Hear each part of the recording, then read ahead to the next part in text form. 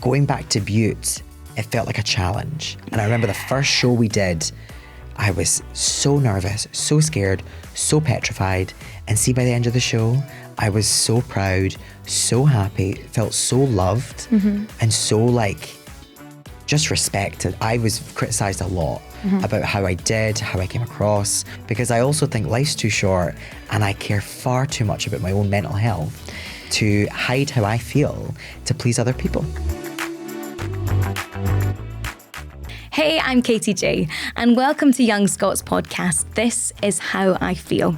This podcast is all about having open and honest conversations focused on emotional well-being. And today, we're really looking forward to talking to Scottish drag performer and one of the contestants on the 6th season of RuPaul's Drag Race UK, Chanel O'Connor. In today's conversation, we'll talk about life behind the scenes, the realities of performance and mental health, and how drag can be a form of healing, empowerment, and pure joy. So let's get into it. I am so excited to talk to you, Chanel. Don't tell fibs. No, I love that. I could never. There's a camera on me. You'd be able to tell. Is there a little bit of sweat there? I can't wait. And we've already had a lovely time setting up. So I know this is going to be a lot of fun. It's good fun vibes. And you know, I'm a storyteller. I'm someone who can't shut up. So I love, and also I'm very narcissistic. So being able to tell my stories from the heart is something that both gives me pleasure, but also feels correct. Satisfaction. Thank for you. sure. Thank And the you. thing is, there's two of us now, so I'm a little bit concerned that this might be a very tricky edit for people, but you know what, that's not our problem.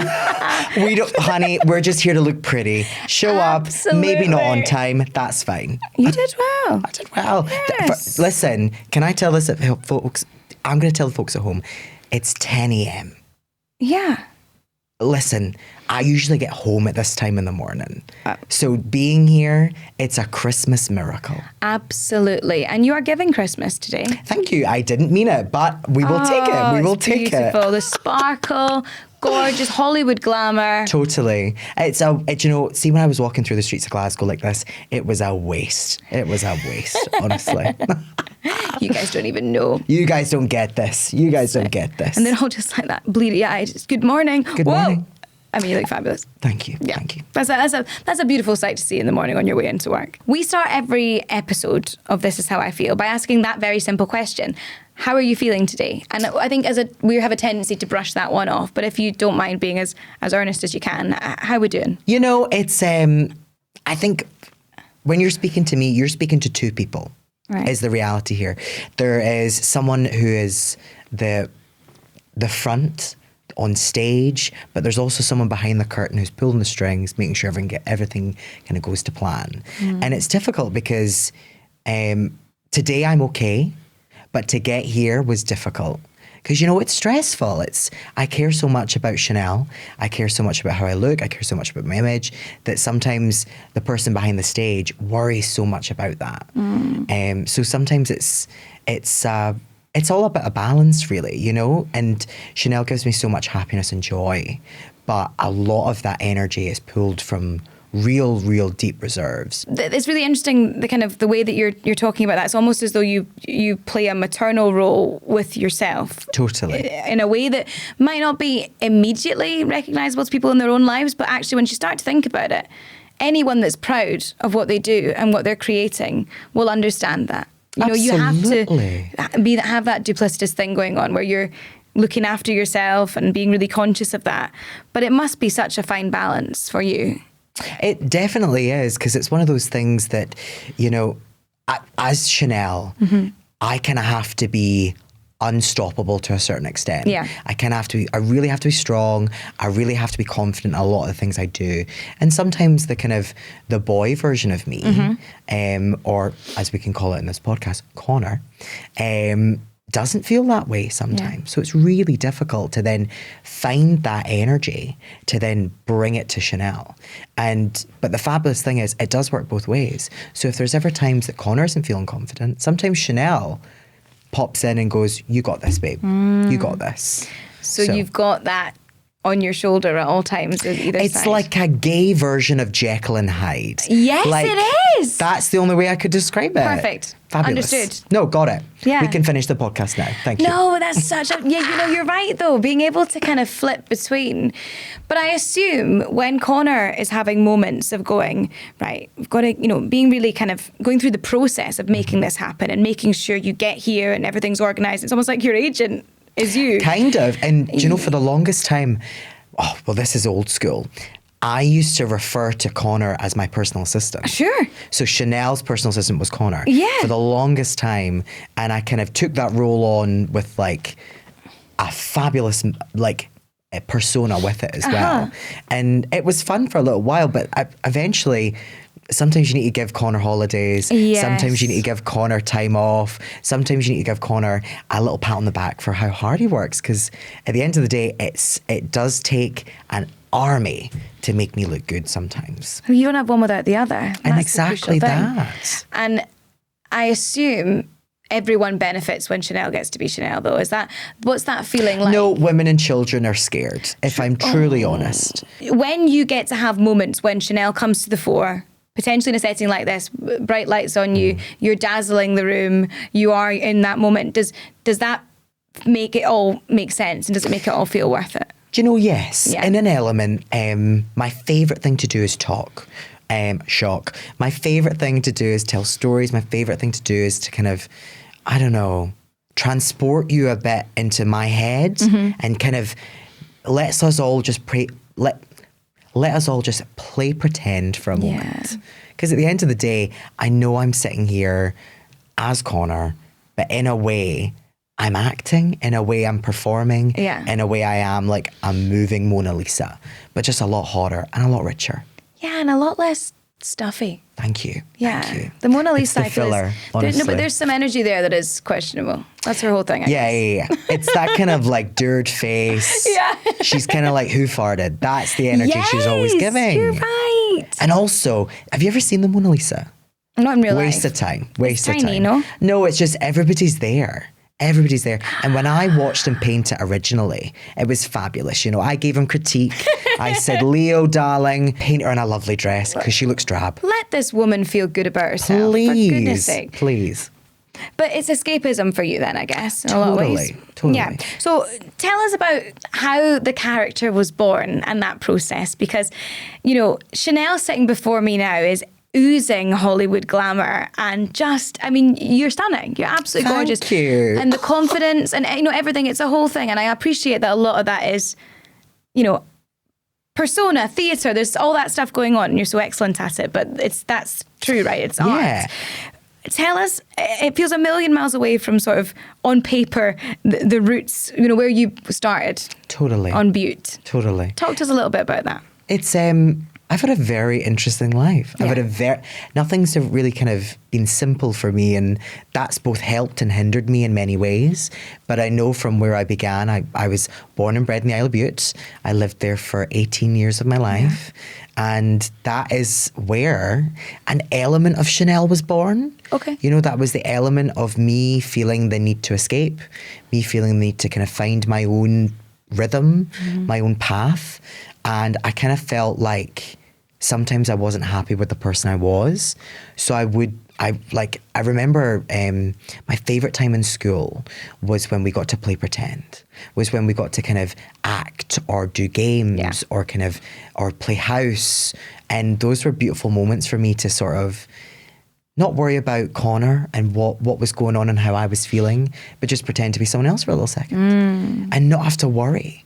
That's when you got the bug then. And that's how it kind of started. And then it became this moment where I went to drama school.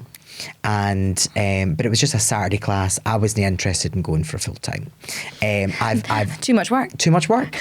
Too much work. Can't be arsed. Genuinely, no, straight up. I remember they literally said to me, they were like, "You will eat, sleep, and breathe drama." I was like, I'd kind of like to do it part time. I've got other things to do, guys. I've got other things to do. I wear several about my hats. pals? Yeah. Quite right. No, it's a lot on a kid as well. Oh my can I just God. say? Yeah. But for me, it was, I went there on a Saturday and that was my place to escape. Lovely. And there was this one Saturday class that they said, okay, we're going to do a murder mystery next week. and I want you all from the start of the lesson, we're going to do an improv full lesson and you get to be any character you want. And I came in a nun costume and heels, a little wig, a little lipstick. And I wasn't Chanel then. I was the nun. I didn't murder anyone. Shock. No, it's closer to Whoopi Goldberg, no? Sadly not. Sadly not. It was more. But you know what? No? It literally was one of my mum's Sister Act outfits that I'd taken. So you got it. You knew. So it was the vibes that like, that was my first moment of experimenting with drag and playing around with like,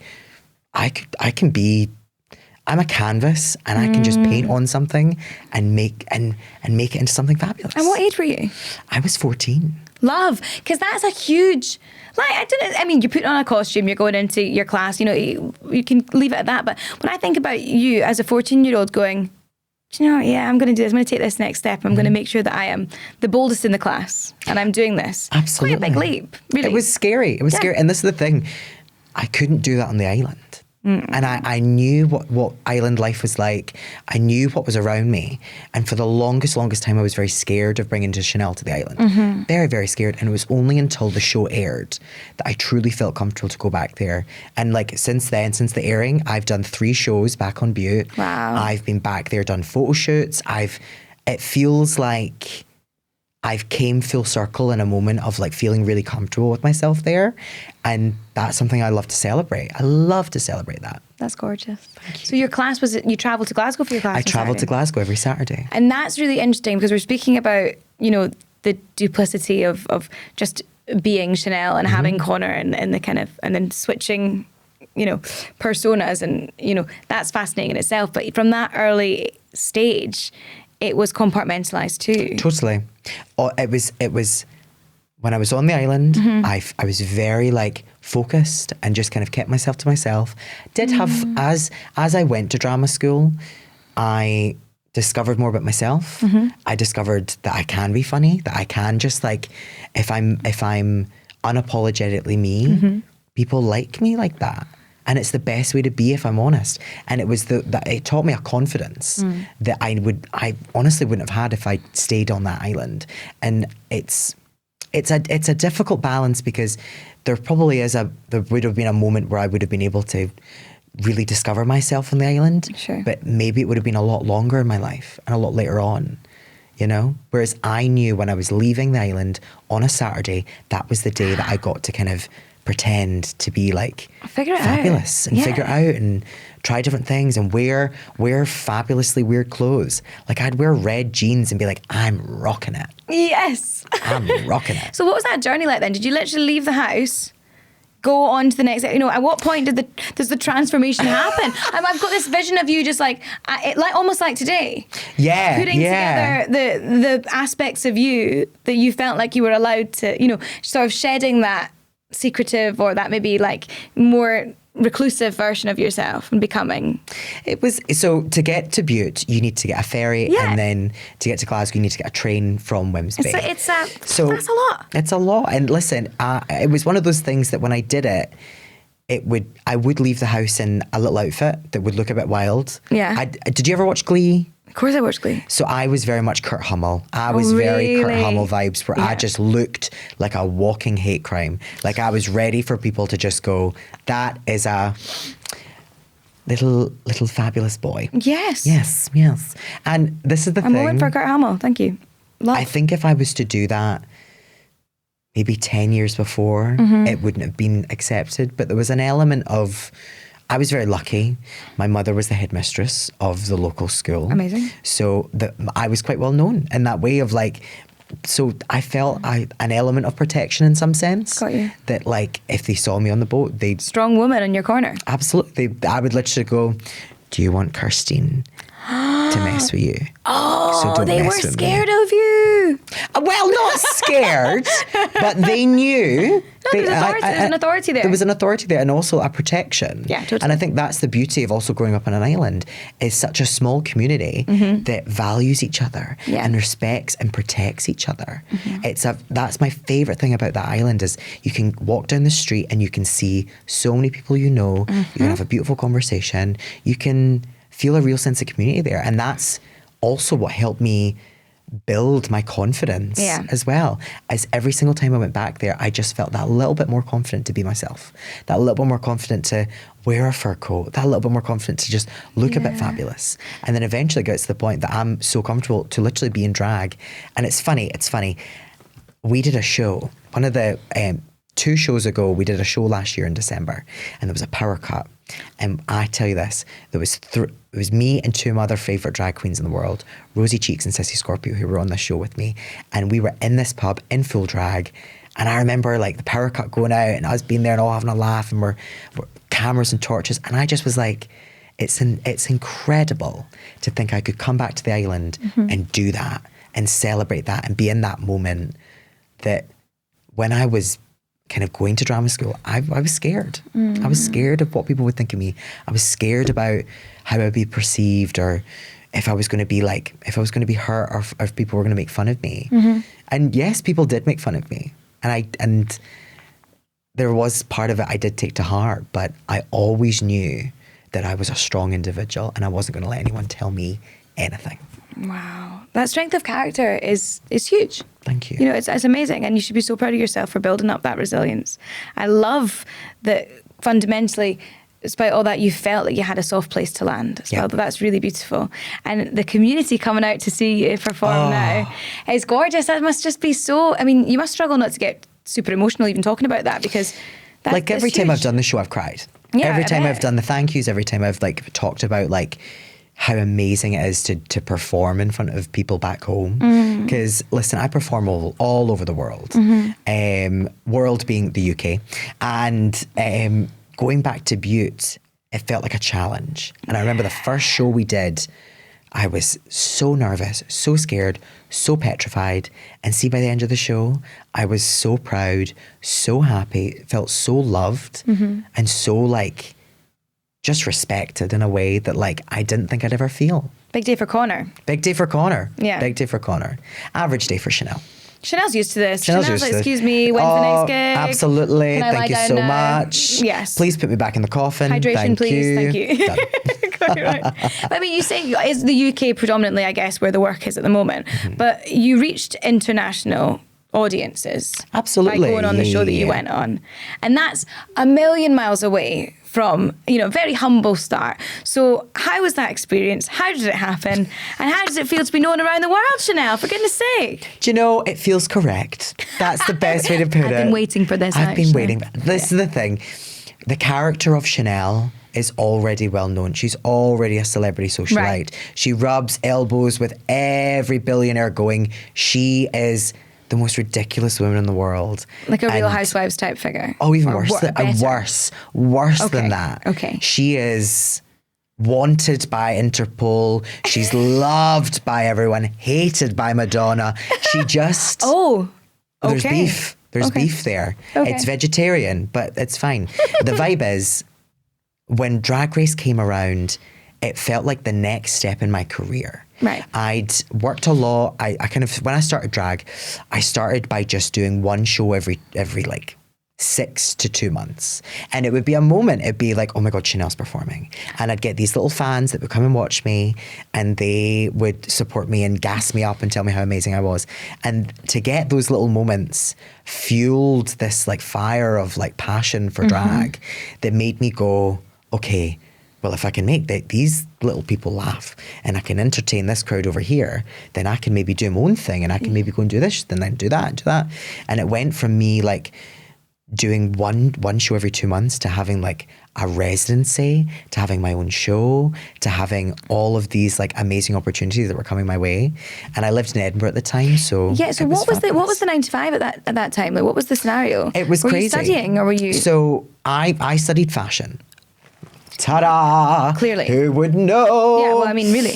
And I made this outfit. So you know that way of like, the element that worked with Chanel was I could make her outfits. So Yeah. Connor was the one who would make the outfits. Connor does need a holiday. But there you go. And listen, he works tirelessly. Yeah. And only now I've understood to respect the balance. Wow. Because Yeah. it took me the longest time to... I think also it's an old age thing. so hard. Like burnout happens. Yeah. You maybe get those moments where you're like... Even today, I tried to make an outfit for today. I was like, right, I'm going to make an outfit. I'm going to make something brand new for this. I want to feel good. I want to look good. And as the time was going on, I was realizing, okay, we actually need to swap. We need to go, right, Connor can't make this outfit no more. I now need to be Chanel to start getting ready. You have to protect your peace in some way. You have to have those moments where you can have to be harsh on yourself and go, right, stop, take a minute. We need to do this now. Yeah. So we're going on many tangents here, but I love it. No, sorry. I just wanted to get that picture of what was going on when those shows weren't. It wasn't an every night thing, you know, but you were testing the waters, figuring out who Chanel was. It would be like I would sit there and do one gig every 2 months. Sure. So then I'd have time to prepare. I'd have time to think of the number. Yeah. Typically it'd be you would themed, have time to make the outfit. And I would have time to make the outfit. Yeah. I'd really spend time. And that was a different time for me as well, because I was at college. Sure. And I was working in a little fabric shop at the time. So I remember Remnant Kings, if anyone remembers. Yeah. No, do you? Yeah. Oh my God. So yeah, I was a little Remnant Kings girly. Oh, amazing. And I loved that. And that was a beautiful moment as well, because I worked with a lot of beautiful old women who taught me so much about sewing and about amazing. etiquette and about So much knowledge. like about the world that I wouldn't maybe get from like working in maybe like a bar, you know? So I had a very kind of creative outlet, which helped Chanel in that. And also, you know, you're probably pulling elements of their style, their things like that. Oh my God, all they'd that. show me things they make, they'd give me Yeah. ideas, and also like when you're in a fabric shop, a lot of the time you're just surrounded by beautiful fabrics and course. beautiful things that would make you go, oh, what if I did that with that? And what if I did that with that? And what if I did that with... So there was a lot of element of play and inspiration. And I think like ultimately, and at the absolute, if you were to like remove everything, all I am doing is playing. That's all I'm doing in front of you. I am just playing and having fun. Because I'm having fun making something. I'm having fun with a character. I'm having fun... It's not fun getting into this. I will be so honest with you. I hate getting into drag. But see, when I'm in it, I could conduct an orchestra. Sure. I could travel to Mars. I could ride my own train that circumnavigates the globe and is powered by fairy dust. I could do anything. It feels that energy, and I think drag is so powerful in that way. And sometimes I wish I could bottle this feeling and give it to other people. When you see in them that they need a little bit of that fairy dust. Absolutely. Yeah. And I think everybody sometimes needs that, like, I call it the second in command, or the B squad, or the shall we say, the Jekyll to the Mr. Hyde. You sometimes need that little person inside you that gives you that energy, that gives you that, you can do this, you are smart, you are strong, you are powerful, you are going to smash today, and no matter what happens, it's just a day. Yeah. I mean, I think it's so easy for our conscience to lean into the negative and to tell us things like, it's not worth it, give up, or maybe all those negative thoughts come to the fore. It's almost like you've got this inbuilt support system of a best friend who's also you. It's really... And it's something that... Is it multiple personality disorder? Possibly. Or is it just delusion? But it's a nice person, so that's good. Well, No? sometimes. Okay. But it's a person on my Your side. side, yeah. And that's sometimes what you need. Because I think in this world, and I think in life, there's so many situations. Now listen, I've been very lucky. I've been very lucky to get on Drag Race. I've been very lucky to get these successes. But I tried for Drag Race 4 times. Right. So a lot of the time when you do that in itself teaches you disciplines of Rejection's being able to powerful. handle rejection. Yeah. Absolutely. And listen, I've had many lovers. Okay, Chanel. Many helicopter pilot boyfriends. And sometimes it doesn't work out. So then I would be able to handle that rejection. Yeah. So a lot of the time it would have to be Chanel or Connor talking each other off, going like, right, you didn't get on Drag Race this time, so you're going to work harder and you're going to do better this year, and you're going to show them the next year why you should be on. Okay, this boy didn't like you, so Chanel's going to tell Connor, right, you need to get back out there. You need to pick yourself up. Mm-hmm. That's just one other man. And guess what? There are 4 billion people on this planet. And at the end of the day, there's rich men in there that'll be willing to date me. So I'm happy to. Willing, be lucky to. Absolutely. Be lucky to. And I will not sign the prenup, okay? And don't you dare walk in front of me if we're walking downstairs, because you're just asking for it. Chanel knows what she likes, you know. Absolutely. Chanel's got standards, they're very high. Very and as high. they should be. And this is the thing. Chanel has high standards so that Connor can have low standards. And they'll meet in the middle somewhere. Hey, a healthy balance, a healthy balance. No, but it's amazing because you kind of give yourself permission to maybe, I think that's actually it. That's my whole point. Give yourself permission to be yourself, because when you've got, like, it's almost like, oh, sorry about her, you know what she's like, you know, it Yeah, kind of she's the crazy you one. give yourself grace in a way. It's like, it's kind of like when I'm out with my mum and she's a bit out there, a bit zany, and sometimes she says things like, oh gosh, but actually she's saying what I really wanted to say, and she's allowed to do it because she's extrovert and she's 70 for a start, so there's permission there. She can say things that I wouldn't say. And listen, I also think it's appreciated that you give her permission to do that, because I don't hang around with anyone that goes, that's too much. Too much. Calm down. No. I would rather have people in a room gas me up than people in a room tell me, no, bad idea. Could you be less, actually? No. Could you be less? That's too much. Oh. Because when you start editing yourself for other people, truly, that is when you have failed. Well, that's what I would say. And I think actually you can only go so long self-censoring in that way. Totally. Because then all that's happening is you're internalising that, you're pushing it down.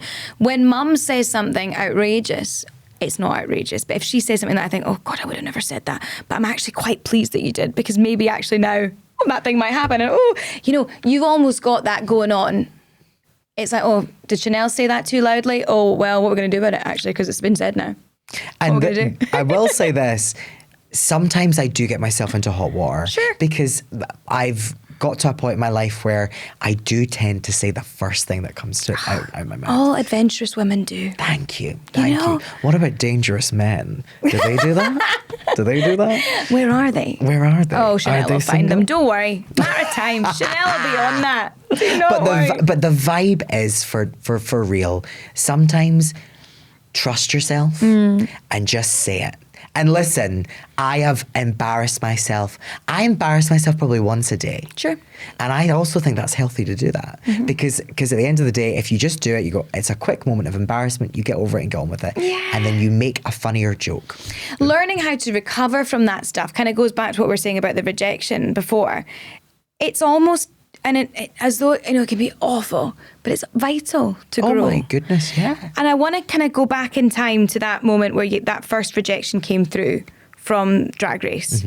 And, it's one thing to say, we worked harder, we got through it, whatever. How do you toe that line between working hard, making sure, and obviously your hard work paid off in a big way when the application was accepted and you made it onto the show, but how do you kind of toe that line between working really, really, really, really hard and burning out? It's a fine balance, because you always have to look at the payoff. Sure. I think you kind of look at what this hard work represents and what this hard work is going towards. So for me, when it came to Drag Race and applying for it, what I would do every year would be, you only have about 3 weeks to put together a tape. Now, this is an audition tape that asks you to do a snatch game, a lip sync, an acting challenge, a runway of several outfits, several different outfits. It's a big ask. And you do an interview. You do like a 3-minute timed interview that you have to answer all these questions in and out of drag. It's a lot to put together. Wow. And what's difficult is you do that every single year and you put that time and effort in, and then if you get rejection, some people, the rejection is enough for them never to try again. And listen, that's their journey. That's what they want to do. But for me, what I did was, and I think what's really healthy when you do things like this, say you apply for a job. Yeah. Sometimes what you need to do is apply for the job, put in that time and effort that you're filling out the application, you're putting the effort into that, and then you put it to the back of your mind and you do not think about it again. Tough. So I do that a lot with things. And I learned to do that with the tapes. Every year, the first year I remember getting really upset, getting really down on myself and being like, oh my God. Because the previous year there'd been 2 Scottish queens. Yeah. So every single year, all the Scottish drag queens were waiting for someone to get on. Yeah, and it took a long time. It took a long time. It took 4 more seasons. I moved to Manchester for 3 years. Oh, did you? And for those 3 years, I still kept in touch. Yeah. I still did gigs. I still came back up to Scotland. I still would keep my ear to the floor Sure. if I heard any little rumours. And I remember when I got on, there was people who were like, but she's not a Scottish queen. And I was so disappointed. What, because temporarily your postcode wasn't? Yeah. Come on. Are you joking? And that was the thing. I was fully there like Chanel was birthed and born and bred and created and moulded and shaped in Scotland. Of course. And I kind of think like no matter where you go in life, if you are from Scotland, we're going to say that we are from Scotland. Oh, have you met an American recently? Absolutely. They're all Scottish. I'm from Edinburgh, Aberdeen. Oh. I've got family in Falkirk. Exactly. So we don't do that. But you're not Scottish. No, I am Scottish. No, I know, but so you, according to those people. Oh yes. You don't qualify. But this was the thing. It was people. Sometimes people get a wee bit obsessed with titles and shows Sure. and things like that. And I genuinely sometimes I think, guys, go out and touch the grass. I'm begging you. Life isn't all about. But do you think that's the fandom aspect of like a thing like Drag Race? Sometimes. It starts to be, there's such a, it's close to, I mean, I was going to say Twilight. I could think of a more modern example, could I please? But you know what I mean? Like the people You could say the fans are. There's forums, many forums. I've got like fan accounts that that draw pictures of me. Sure. I've got ranges of people that love and are obsessed with me, and that's amazing to have. But also, it's very strange. Mm-hmm. It's very strange, and it's an environment that could be highly critical. It's difficult because when I was on the show as well, I got I was criticised a lot about how I did, how I came across, what I said. Because listen, I was a horror. I was a nasty girl. But I'm also glad I did because there was kind of moments where like you could see a real version of me in that way of if I was annoyed, I would say I was annoyed. Because I am someone who wears my heart on my sleeve. If I'm disappointed, if I'm upset, if I'm feeling frustrated, I'm going to say. Because I also think life's too short and I care far too much about my own mental health to hide how I feel to please other people. There's real power in that as well. Also, an edit's an edit. Like, can we just... Yes. Thank you. But also, I was a nasty girl. I'm sorry, Marmalade, and I'm sorry, Chara. There we go. Clip that up and send it out. But like a lot of people who end up getting a pretty tricky edit on some of these programs end up being the most loved people after the fact as well. It's just, human nature. Oh, I'm sorry. There's a lot going on here. Also a high pressure situation.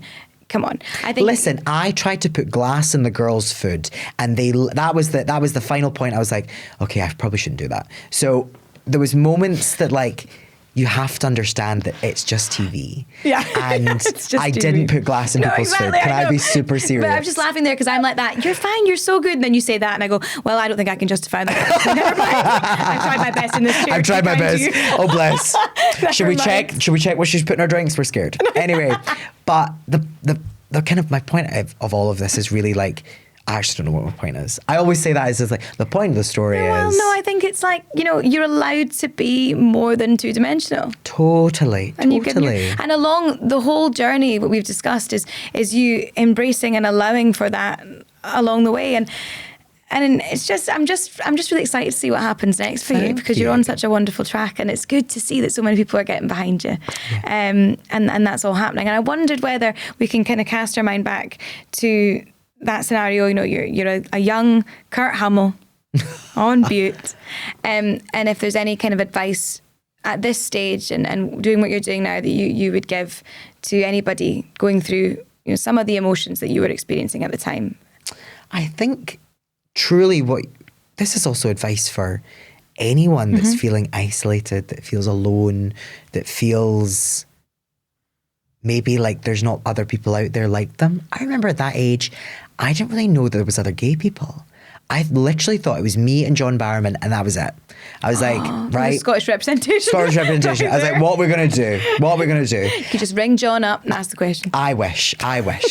But no, I really kind of,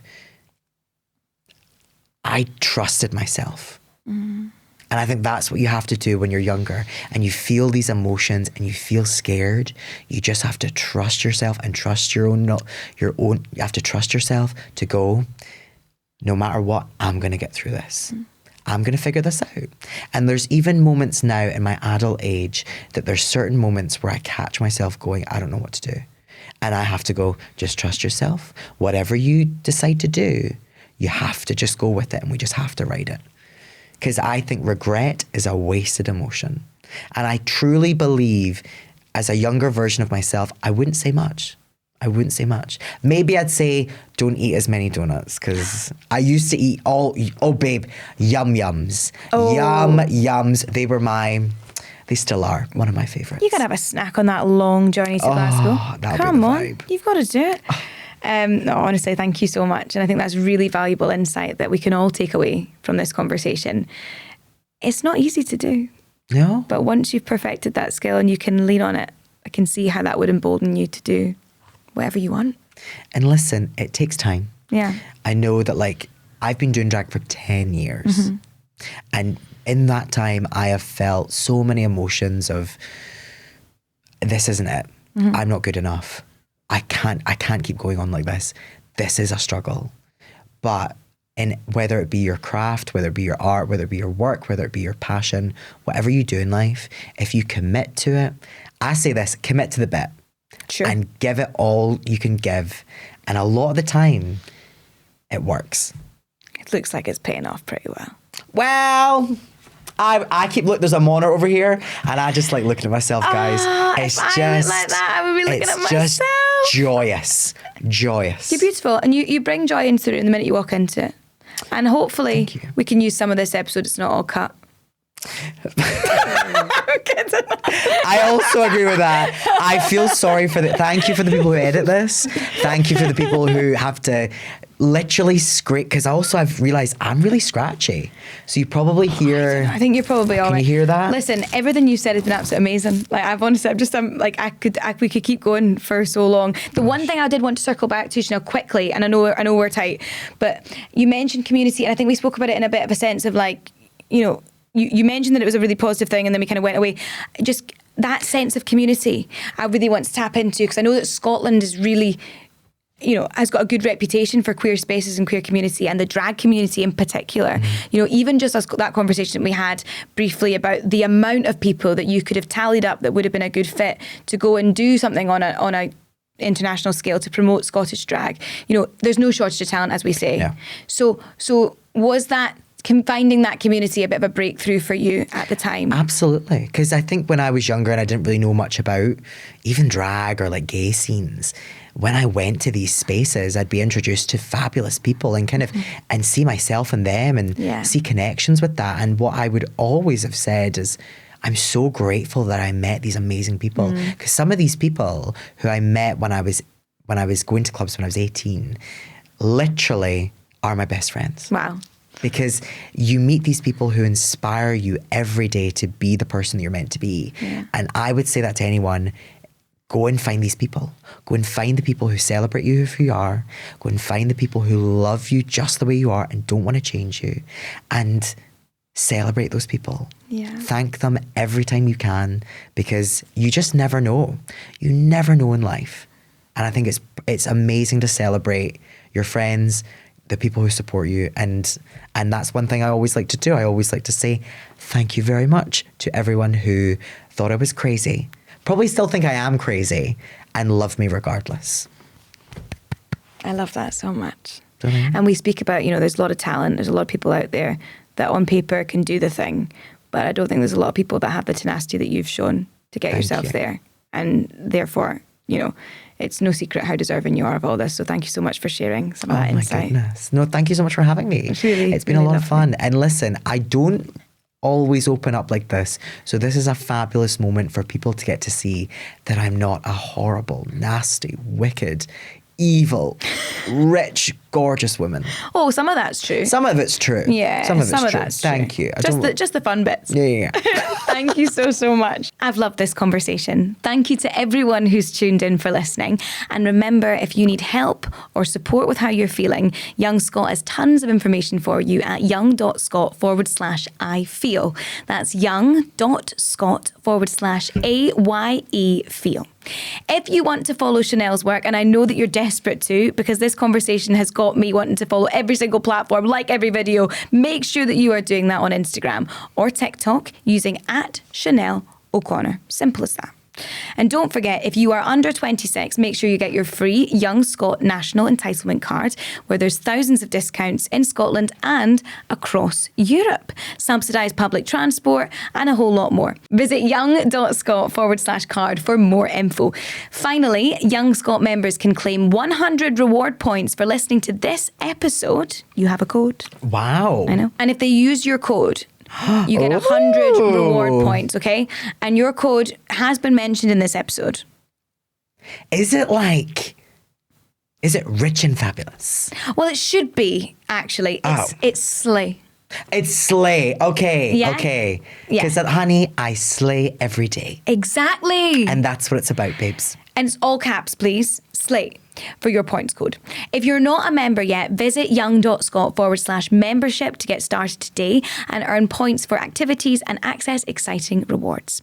That's it for me. I hope you've enjoyed this episode of This Is How I Feel. And if you have, then please rate, review and subscribe to us, which means you'll get instant access as soon as the next episode drops. Looking forward to next time already.